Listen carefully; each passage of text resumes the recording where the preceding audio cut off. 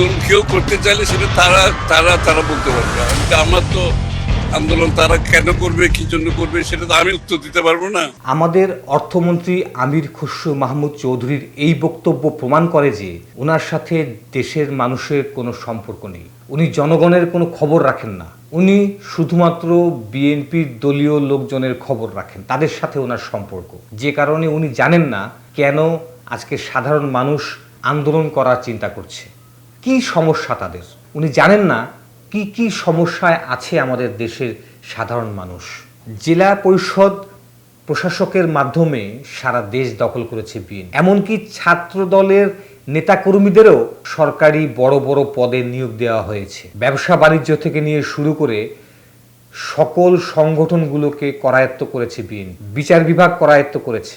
গণভোট ৭১% মানুষের রায়, সেটাকে তারা উপেক্ষা করেছে, মানতে চাইছে না, শুধুমাত্র ক্ষমতা করায়ত্ত করার জন্য। আজকে দেশে যে অরাজকতা, এই অরাজকতার একটি মাত্র কারণ, তা হচ্ছে একক ক্ষমতার বলয়। শুধু কিছু লোকের স্বার্থ উদ্ধার হচ্ছে এই ক্ষমতার বলয়ের কারণে, বাকি সবাই উপেক্ষিত। আজকে যদি দুর্নীতির কথা বলতে যাই, তাহলে এই ভিডিও হয়তো 10 ঘন্টাতেও শেষ হবে না।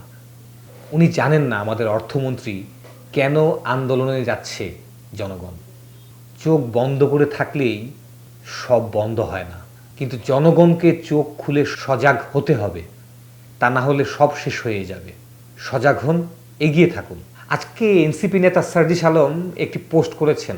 ঢাকা পোস্টের একটি রিপোর্টে উল্লেখ করেছে বিগত 100 দিনে 249 খুন প্রশাসন বিএনপির নেতাকর্মীদের মাধ্যমে চলছে। তাহলে আজকে প্রশাসনের সেই জায়গাটি কোথায়? আমরা দেখলাম মেট্রো রেলের মতো গুরুত্বপূর্ণ স্থাপনা বিএনপির নেতাকর্মীরা দখল করে অরাজকতার সৃষ্টি করেছে। বলার কেউ নেই। সারা দেশের গরুর হাট দখল, সারা দেশে ব্যাপক চাঁদাবাজি। এর শেষ কোথায় আমরা জানি না। এত এত ছাত্র জনতা রক্ত দিয়েছে শুধুমাত্র দেশে শান্তি, নিরপেক্ষতা, সমতা, বৈষম্য দূর হওয়ার জন্য। কিন্তু আজকে আমরা দেখতে পাচ্ছি বিএনপির কিছু স্বার্থান্বেষী নেতাকর্মীরা বাদবাকি জনগণকে উপেক্ষা করে বৈষম্য সৃষ্টি করছে। আন্দোলন ছাড়া আমাদের পথ কোথায়? জনগণকে বলবো, জেগে উঠুন, জাগ্রত হন, সজাগ হন। ধন্যবাদ।